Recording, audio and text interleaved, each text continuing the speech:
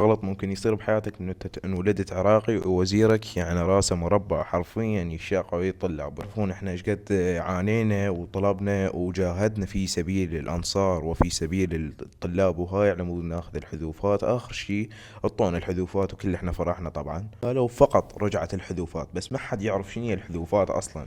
بس احنا ظلينا محافظين على حماسنا، على الاقل راح يعطونا فصل او فصلين. شنو هاي الحذوفات اصلا؟ هاي الحذوفات لو تحطها بين مواضيع التيه اصلا وتلقاهن هذن المواضيع الاساس مالاتهم، وغصبا ما عليك راح تقراهن وراح يجيب لك بعدين عليهن فرع لو فرعين.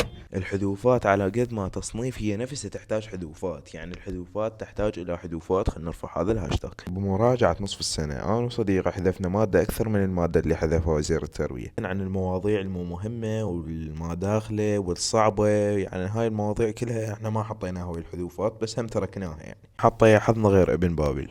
اي طلاب مبروك رجعت لكم الحذوفات. وين الحذوفات يا معود؟ انا اخوان حصلت شليب وقلت لازم انزل قناة الراقية والمتابعين الراقيين طبعا لكم هذا المقطع الراقي ويلي يحكي على الحذوفات. واصلا مقطوع وهس انا يعني ما اقدر اقرا في هذا، سويت هذا المقطع لو عنده وهس اخرجها قريت.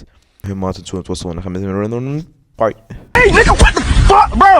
God damn, nigga. Bro, what the